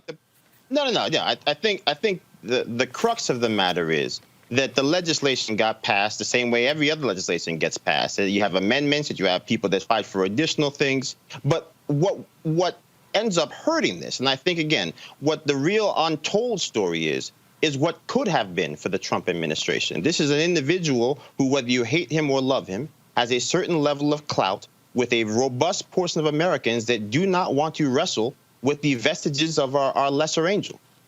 He could uniquely talk about the issues that have affected George Floyd and so many people of color. He has chosen not to. He could uniquely be willing to bridge the divide in this time of COVID-19 when it comes to perhaps the death of somebody like Congressman Lewis. He has chosen not to. And so I think, to me, the greater tragedy is to not necessarily say that what he is talking about is so unfounded, but the fact that there was actually a possibility that it could have been true had he only accepted the challenge. And so I think that, to me, that is kind of the silver lining, or the unfortunate outcome that too often gets ignored or lost in the flourishes. Well, I'll say this here before Melek, you make your final point, and I got to go to a break. I'm sending a text to somebody else right now. Is that actually, if you even say, has he done more than a Republican president? Richard Nixon actually did more when you look at the programs that Bob Brown put in place. Oh yeah, that's what I'm saying. I mean, the numbers don't lie. But Melek, go ahead with the final point. Yeah, I just wanted to say that I think what we should all acknowledge is that there's a macro and a micro discussion when we're talking about things that impact the Black community. We know as a fact that the things that directly impact us happen on the local and state level. At the presidential level, they're more macro things. So they're things like healthcare, the Obamacare, or Trump's criminal justice reform bill. They're things that each president comes in and they maybe add, new ideas for themselves, or they piggyback on things that the previous administration did. We saw that with Barack Obama and George Bush. We see that now with Donald Trump and Barack Obama. But Trump wants to drop the Affordable Care Act. I'm sorry? But Trump wants to drop the Affordable Care Act. I think the Republicans, and I was listening to the news, I think it was on yesterday, is that this was going to be a focus. I think that the Republicans... Melek, that's a lie. No, that's a lie. Trump, we ran an ad just the other day. Trump has been saying, Trump actually said 2 weeks ago he was going to sign a new health care plan by July. Just Monday in news conference, he says, I'm going to sign it in 2 weeks. He lying. Mitch McConnell, Republicans came out and actually said there is no plan. We have not seen a plan. Nobody knows what the hell he's talking about. He's lying. Well, I'm thinking when I'm not just talking about Donald Trump, I'm talking about the Republican plan in general. There's no plan. The Republicans say there is no health care plan. They said it. Okay, so to start back where I was before you interrupted me, I had to give a factually correct. No, you're just cutting me off and not letting me. You mentioned the continuation. You mentioned the continuation of the Affordable Care Act. Trump wants to end the Affordable Care Act. This is something that I would like Republicans to focus on. And I believe what I've heard over the last few days is this something that the Republican caucus itself is going to start focusing on, because they realize that in 2020, when Trump is reelected, that they're going to need something to give, whether Obamacare is totally gone or not, the Republicans are going to need a plan. And there are conversations what to do in 2021. I doubt very seriously that there will be a plan before November, but I do expect in the second term of Donald Trump, Republicans' hands will be forced where they would have to deal with the issue of health care. Let me help all of y'all out. Republicans took more than 50 votes to get rid of the Affordable Care Act. In that entire time, they kept promising they had a plan. They have none. Trump has been saying when he ran for office and in the last 3.5 years that he has a replacement for the Affordable Care Act. He has never presented one. There is none. And so here's the other deal, Melek. He ain't getting reelected. Got to go to a break. We'll be back. We'll talk Black Girls Code and talk to Eddie Levert on Roland Martin Unfiltered. You want to check out Roland Martin Unfiltered? YouTube.com/Roland S. Martin. And subscribe to our YouTube channel. There's only one daily digital show out here that keeps it black and keep it real. It's Roland Martin Unfiltered. See that name right there? Roland Martin Unfiltered. Like, share, and subscribe to our YouTube channel. That's youtube.com/Roland S. Martin. And don't forget to turn on your notifications so when we go live, you'll know it.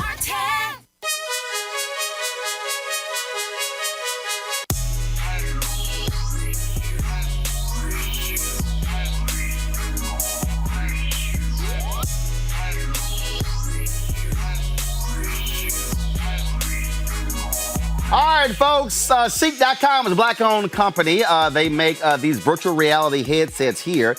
You can utilize it with their content on Ceek.com. Mary Spio is a sister. She actually is the inventor of this, and so this is a great, I love the colors, black and gold, my frat colors, and also they have these great headphones, tremendous bass, 360-degree headphones, 4D as well. You can use this for gaming. You can attach a microphone to it. You can also do Bluetooth or do the power cord. And, of course, you can use this for phone conversations as well. The other day I was walking, a 2-mile walk, and so listen to music, but then had that conversation when people call my cell phone with these headphones. All you got to do is go to Ceek.com, CEEK.com. Use this promo code RMVIP2020, RMVIP2020 for a discount for these products. And when you support them, you support Roland Martin Unfiltered.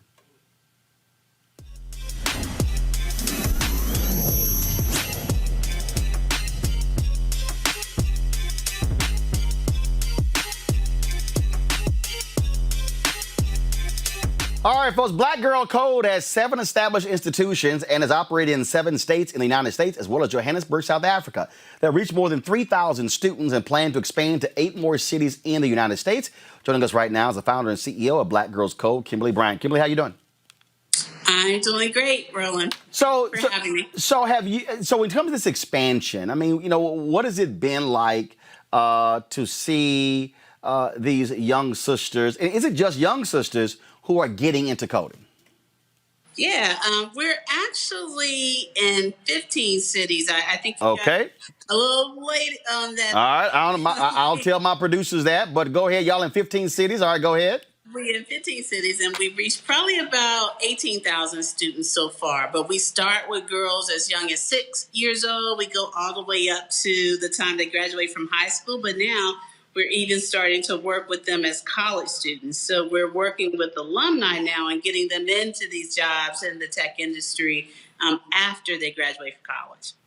And so, what are you actually doing with them? What are you teaching them? I mean, what is it? I mean, what kind of program? How many days? How long is it? Is it month? Is it a whole year deal? Explain to folks exactly what the process is. Yeah, of course. So Black Girls Code really is an after-school program or after-school coding program. So we do our events on weekends. We do our events in summer. Now it's like our traditional summer camp where we will run camps usually across the U.S. This year was virtual from around the middle of June to now the second week in August. That's a day-long camp. But during the year, we run programs in all of these chapters. From January to December, the events rotate in the various cities, and they're primarily on the weekends. Now, we do some things during the school day or after school. We do field trips, but we are teaching them in these workshops everything from virtual reality, like with the virtual goggles that you just shared. We teach virtual reality and how to build these virtual environments. We teach artificial intelligence. We teach web design. We teach game development, robotics. We are also doing blockchain and teaching the girls about cryptocurrency. So we really try to teach everything from soup to nuts that has to do with the tech industry and really give these young women the skills they need to be the tech innovators of tomorrow. What is it? I mean, how has it been just watching their matriculation, watching them grow? Reverend Jackson and Rainbow Push, they had this tech deal. I videotaped it about 2 or 3 years ago, and man, it was just the noise level and just all these young folks, all these young Black boys and girls were just so excited because they were just really into it and learning, and people were saying, hold up, these Black kids can do this? Yeah, if you give them a shot. Absolutely. I think one of the things that I find the most joy is seeing these students, some boys, but mostly girls that we have worked with, really looking at issues from a lens that it's based on their life experience, and then using technology as a tool to create a solution. Like we just posted an article up on our Twitter about a student who probably is only about 13, but created this social justice app based on the skills that she's learned within Black Girls Code, but reflective of the things she's seeing around her right now. And that's the kind of empowerment we're doing with these students, is giving them these skills that they're excited to use to create something that creates some real change in the world. Questions from my panel. I'll start with Kelly. I mean, I've heard of Black Girls Code for the longest. Could you just give us a little bit more about any plans on expanding the program for possibly adults? Is there like a component of your program for that? Because I would love to learn how to code. Yeah, we thought about it in the past, and I don't know that we'll actually do any direct service type of program to adults right now, but to be determined. Like we've been very lucky to get a lot of support, a lot of funding over this last couple of months, literally. But this year that'll allow us to really expand our vision of what we do and how we do it. But we also since I think about the beginning of April, have been doing these virtual workshops And there's a series that we do called Tech Me that anybody can join. It's a virtual 1 hour, maybe 2 hour workshop. And anyone, any age, any demographic can join that mini session and learn about whatever the topic is we're teaching at that moment. This next one in a few weeks is going to be about cryptocurrency. So really prevalent right now in terms of that marketplace, and anyone, an adult, a child, can tap into that and learn a little bit about it. Joseph. Hold up. Not hearing Joseph. Guys, what's up? Now, Joseph, now we can hear you. Go ahead. Yeah, so obviously, we love the work that you guys have been doing. And I know a little bit about the work that, Tara Reid has done as far as, helping people bridge that gap, people who are not proficient in coding, but helping them to develop apps. Do you guys do any work as far as, helping individuals transition from going from this place where they don't know how to code, they don't necessarily even know the first thing about technology, to being able to, be fully integrated coders? And then the second part of that is, obviously for us at home or us on this panel, what can we do to help expand the work that you guys are doing, particularly maybe in our local communities that are also deficient in STEM services for our Black and brown youth? Yeah, so for BGC, what we really have as our mantra is to create a full stack developer. So I think one of the things that is often a barrier for people of color in the tech industry is that we'll often have, minimal basic tech skills, but those minimal basic tech skills don't get you to a lead engineer position. They don't get you to be the designer in these companies. They don't get you to those levels where you get to make the decisions unless you have the full stack engineering skills. And that is what we're trying to create with our girls. So the girls that are coming into our program are certainly coming in with minimally basic skills. But as they are taking these increasingly progressively more intensive workshops, then they are able to get to a point where they are now going off to college, majoring in computer science, minoring in computer science, and can come into these companies or create companies of their own where they're able to get into those higher level tech engineering jobs, which Black people are traditionally right now about 5% or less. So that's what we're doing, which is a little bit different than creating an app using no code. We're trying to get those girls with those more than minimally basic skills so that they can become those principal engineers, if you will, or those founders of those companies. One of the things that I think is really important that we do as a community is push for school districts to embed these computer science classes into the school curriculum. It's not enough just for students to just do coding on the weekends or just do after school programs. This is a skill set that we need to teach along with basic math and algebra, calculus, etc., because it's a life skill that our students are going to need from here on out. Like tech touches everything, and we need to demand that our students get access to level the playing field, especially for students of color. So I would say for parents, that is absolutely something that you should be doing at your schools, at middle school, even at elementary school, really pressing those school districts and principals to make sure that there's some basic coding classes embedded in the curriculum. And then, of course, supporting organizations like Black Girls Code who fill the gap that schools don't do with the after-school programs. Melody. First of all, I think it's great what you're doing. I applaud these efforts here in Washington, D.C. There's something similar, and actually it's in reference to Kelly's question about whether or not there's an adult component.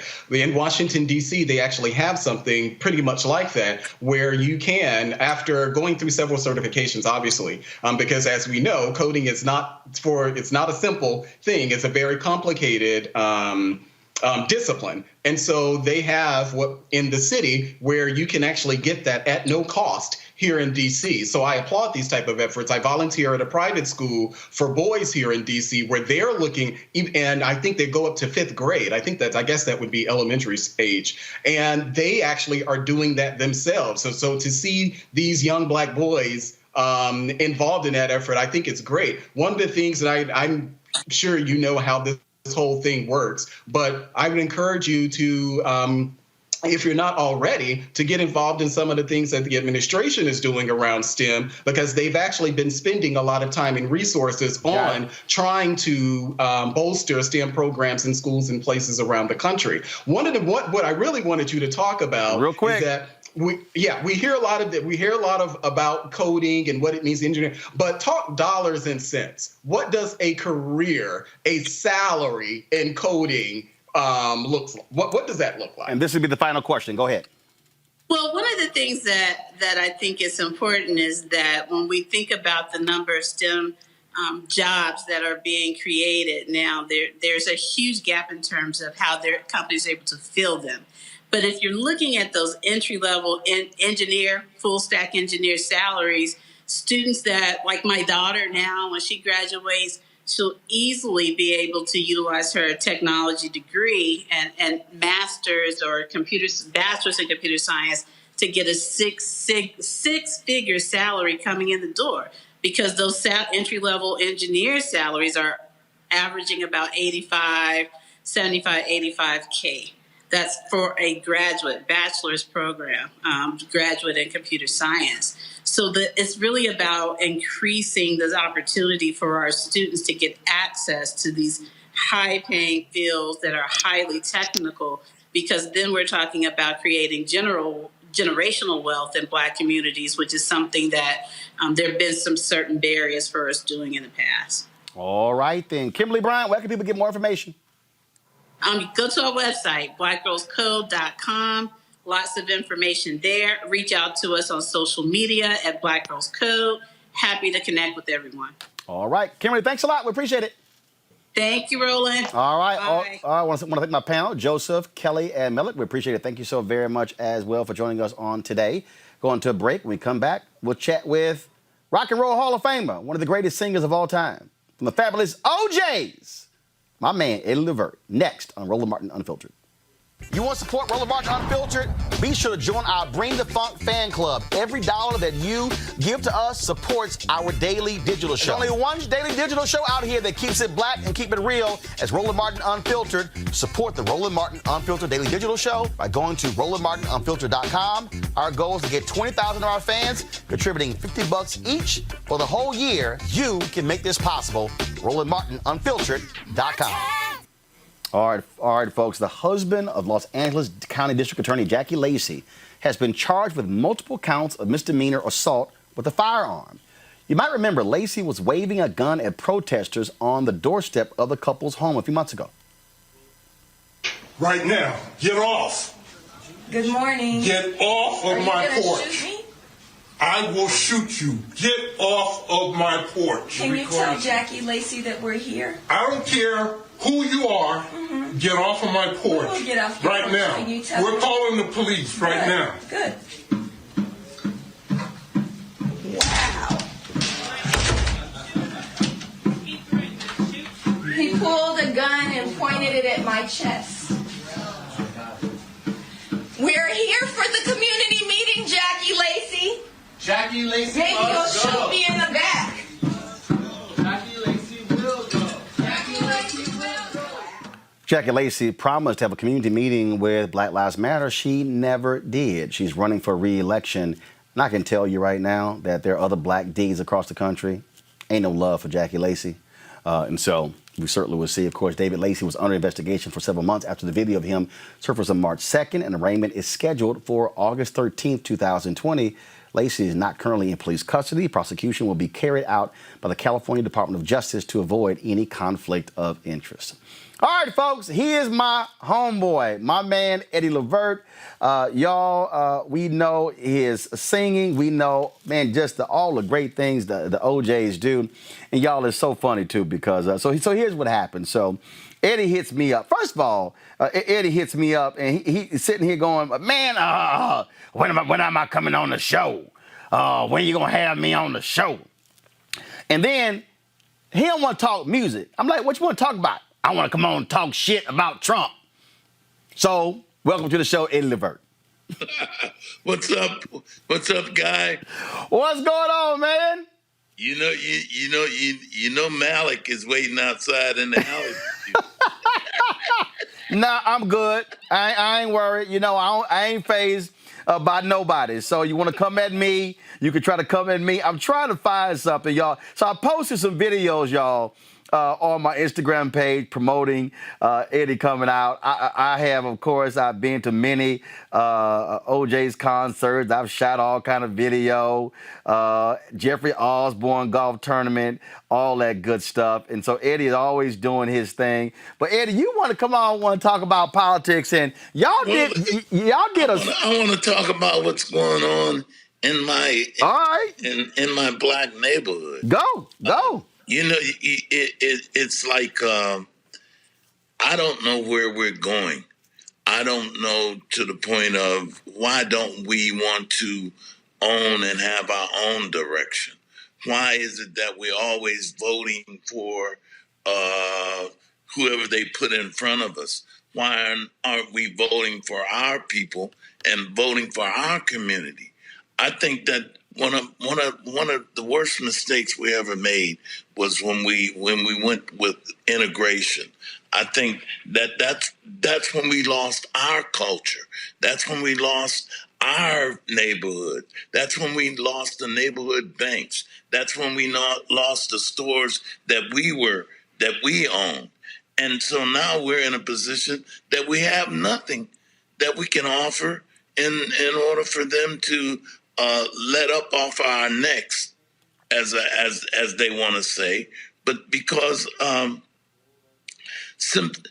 systemic racism has a fallout result, which results in why these kids are shooting each other in Chicago, why these kids are killing each other in New York, why these kids, because of once they get a felony, they're done in the system.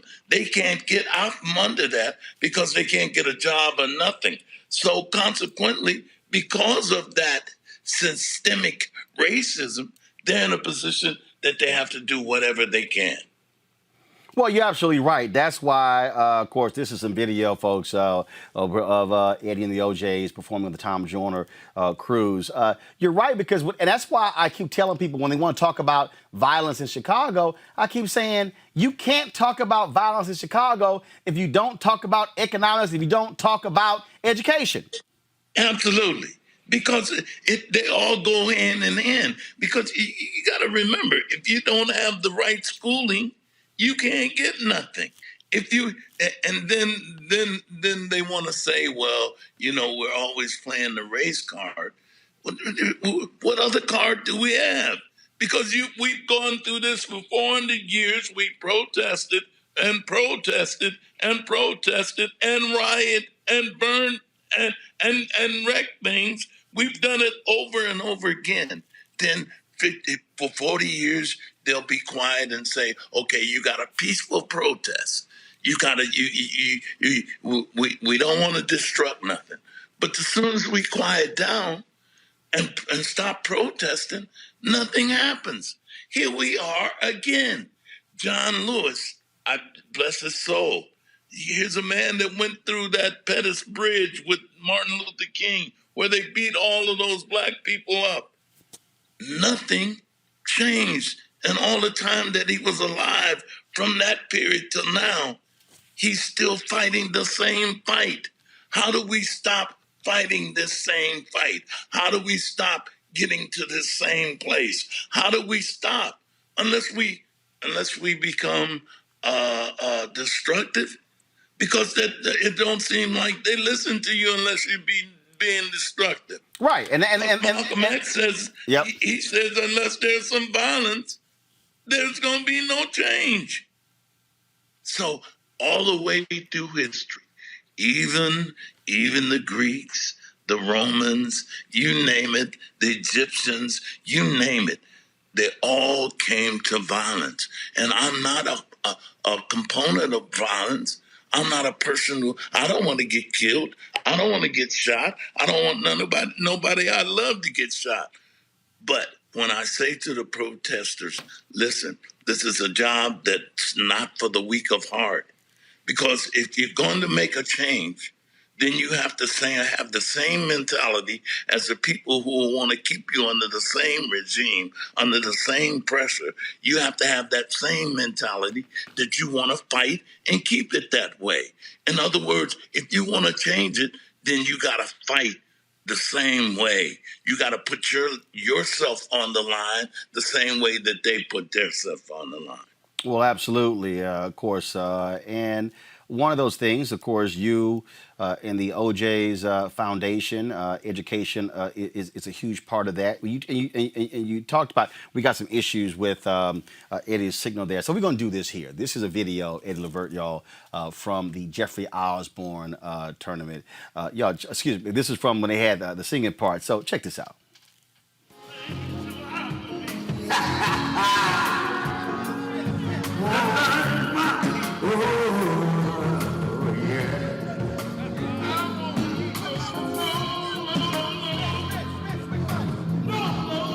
Can you bring it down, the key, a little low?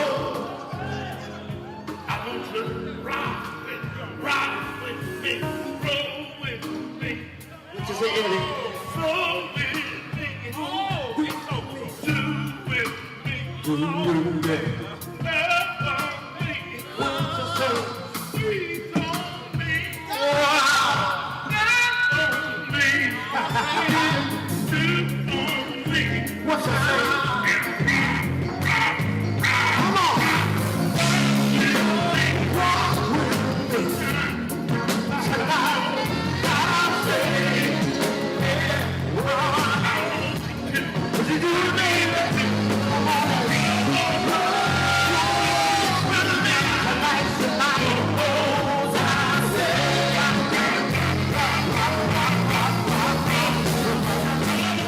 Looks like we got Eddie Levert back. All right, Eddie, I was talking about education. I think I had too much wine that night.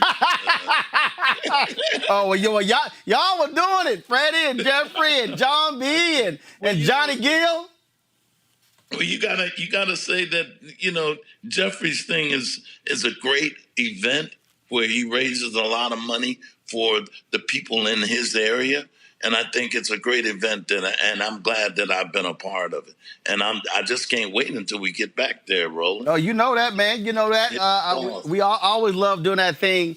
And you're right. His tournament supports a lot of education, arts initiatives there in Rhode Island. Your foundation did the exact same there. But see, here's the thing about the education piece. That what people don't understand is that a black college graduate makes, on average, less money than a white high school dropout. See, so they tell us, get an education, but you still are dealing with systemic racism when we go get an education, have more student loan debt, and then are making less than a white college dropout. I'm sitting here, look, I go to school, get a 4-year degree, bust my butt in journalism. Chuck Todd, host of Meet the Press, don't even have a college degree. You got to remember this, and I just went through the here you go. You got to be a relative, you got to be a cousin, you got to have a great resume, you can have all of those things, but if the guy's cousin or his brother wants the job, you're out, and it doesn't matter whether he's white or black. It's still racism. No matter whose cousin it is, no matter who they are, it's still racism in some kind of form. But that's what goes on through this life. That's why I have this thing that when I do my live Instagram, and I say, are you ready for a world that you don't have to compete like that? Are you ready for a world where you don't have to go through the toil and strife?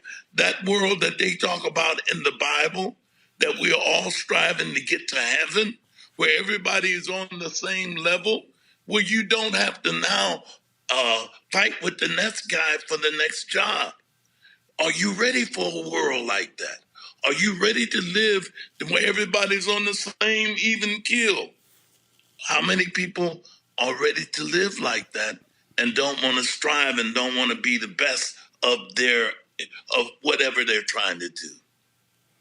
You put out a song that was specifically aimed at Donald Trump. You didn't mince any words in it. Yeah, yeah. If we're talking about above the law, because the things that he's doing, that it just seems like they think that they're above the law. The Roger Stone, all the people that have committed crimes and went to jail, and those that didn't. But he feels like he can do this, and the people that follow him, they're okaying this. They're okaying this because they hate a certain colored people. They're okaying this because they want it to be the same way it was back in the Civil War days. They want to keep this like this. And I wonder, what did we ever do to them? What have we done to them? We're killing ourselves more than we're killing them. We're messing up our neighborhoods more than we're killing them. What have we done to them that they have to hate us so much? It only can mean that maybe there's some secret that they're hiding, that we are greater than what they want to say that we are, and they don't want us to know it. Ownership. We've talked about that. You and I were talking. I was talking about this show. You had asked me a question last night about me not being on a larger platform, one of these other networks, and I said, you know what? I want to own my shit. I want to own my content, just like singers. I want to own my masters. And the reality is this here. It's great that Joanne Reed has a primetime show on MSNBC. She doesn't own that show. She doesn't own the content. Don Lemon doesn't own his show. He doesn't own the content. And so sure, they might give you a great check, but you don't own it. And so therefore, they can't just decide, I'm gonna put Eddie Levert on. They have to ask somebody else's permission to put you on. I don't have to. I ask my damn self. That's right. And see, my cousin, I got a cousin that worked for NASA and the space program. Anything that he does under the name of NASA becomes their property. Right. And that's the same thing as far as working for the record companies, as far as working for these television stations, because it's a whole nother thing. When everybody say, well, who's being heard on radio? They're picking those people that you're hearing on radio. There's no fair way that you're getting on radio because you got a good record. No, you got to be connected with the right people that can get you on radio, and they can then get you on all the right stations. It's like, here, man, this is what's so funny to me. Why is it that we're in the black music business? We have black radio stations, but we don't own no venues. We don't own no agencies, the booking agencies that book you in the venues. We don't have a black agency. We're a prominent part of black music, but we don't have a black agency. We don't have a black booking agency. We don't have black promoters who are doing the major things. You see what I'm saying? So, but see that's why I went after Young and Rubicam earlier when they freezing us out the advertising dollars, freezing out Carol H. Williams, because it is by design to keep us limited. And look, yeah. I look at boxing. Al Heyman used to be a big time music promoter. Al Heyman, when he became a boxing advisor, the reason Floyd Mayweather is as rich as he is because Al Heyman said, Floyd, why in the hell you giving all that money to Bob Arum to promote you? You promoting yourself. Absolutely. But Floyd you live there in Vegas. Floyd Mayweather bought out. Floyd Mayweather bought out Bob Arum for $750,000 and has made more than $300 to $400 million. That's called a smart investment. Look, Al Heyman is from Cleveland. He's a Cleveland boy. We got him started in the promotion business. Right. That's how influential the OJs have been. That's how influential. Do you know why they're getting paid the money they're getting paid? When I come in the business and we got those hit records and we told them, okay, we want to do this show over here, but they only want to give you $10,000, Eddie. What, $10,000? No, you're going to have to pay me $25,000. They wasn't playing back acts on more than $25,000 even in the 70s. And they felt like if you were getting $10,000 or $15,000, you were getting too much. So we, in turn, had to start working at a rate where we say, look, we're not going to work unless we get 80% and y'all, the promoter, get 20. Boom. Do you understand what I'm saying? That's because it has been so unfair. It's like the artist is the least paid on the record. The record could be the smash hit, but the artist is only maybe getting 30%. And then they're holding 10% of his money in reserve just in case he got some returns. But those reserves never come up. They always got you in the hole, and so you can't never get an advance and they're still holding 10% of your money, but you can't get an advance because you didn't make back that other 30% that we spent on that record. And then when artists, and see, we started all of this from the standpoint when you get paid, when they say you're getting $500,000 an album, the record company itself wants to hold $250,000 of that money to cut the album. So if I use $250,000 of my $500,000, then who owns the masters? Right. Then shouldn't I own the masters? Because you took my money and paid for it. Right. It's that kind of fight. It's that kind of fight. The white boys get those kind of deals that they're in on everything. You know, even when they go and do concerts, we're in on the concerts, we're in on the parking, we're in on everything. So we're getting a percentage of all of it. That's why they all end up rich as hell, and most black acts are still struggling to get to their next meal. You got people like the Temptations, should be big as the Rolling Stones. Right. Be bigger than the Rolling Stones. But they don't get that $1 million a night that the Rolling Stones get. Why not? They have had the records. It's because of, and I'm not a rebel and I'm not trying to cause trouble or none of that. It's because of that systemic racism. It's because of this is the way they've been doing it all of our lives, and this is the way they want to keep doing it. Here's the deal, Eddie. Man, we out of time. So you know what I'm going to do? No. You just getting started. So what we going to do is, here's what we going to do. We going to come back next Tuesday with part 2. Of our wisdom from Eddie, because since you got that Moses white hair and beard,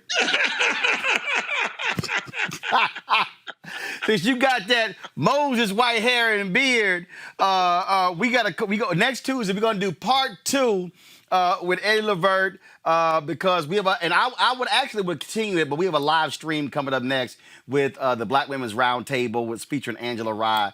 So I wanted to be sure that we don't make them late. So we're gonna do part 2 next week. And so you tell me what you want to talk about. We'll do that. And so first of all, Roland, I want to leave you with this: free Bill Cosby, and then I want to say Farrakhan for president. Look at you. You really trying to start some mess. You really trying to start some mess. But just do me a favor. Can you stop butt dialing me? Yeah, I will. Y'all understand? Every 3 months, I get a butt dial from Eddie Levert. I be like, hello? And I hang up, and I'm like, hello? I'm like, Eddie, y'all, every 3 months. I'm like, how you butt dial me every 3 months? The first thing he screamed, y'all, is like, man, I'm doing a show. You can't be calling me. Right, you butt dialing me. I'm in the middle of a show. Y'all, it's too funny. So, all right, so next Tuesday, we're going to have you back for part 2. I'll see you then. All right, Eddie Levert, I appreciate it. Take care. All right, y'all. We want y'all to support Roland Martin Unfiltered. I'm going to roll this OJ's video while I'm talking. We want y'all to support Roland Martin Unfiltered. Join our Bring the Funk fan club. Please go to Cash App, $RM Unfiltered, PayPal, Venmo. You can send us a check to New Vision Media, Inc., 1625 K Street Northwest, Suite 400, Washington, D.C., 2006. Join our Bring the Funk fan club. We're almost at 11,000. Our goal is to get 20,000 of our followers to join our fan club. giving at least $50 each for the year, $4.19 a month, 13 cents a day. And so please support us in what we do. Hey, y'all, this is what we're going to do. We don't have concerts these days, so I'm going to let the OJs take us home. I was shooting different video on the Tom Joyner cruise, and so hope y'all enjoy. See you tomorrow. Hey!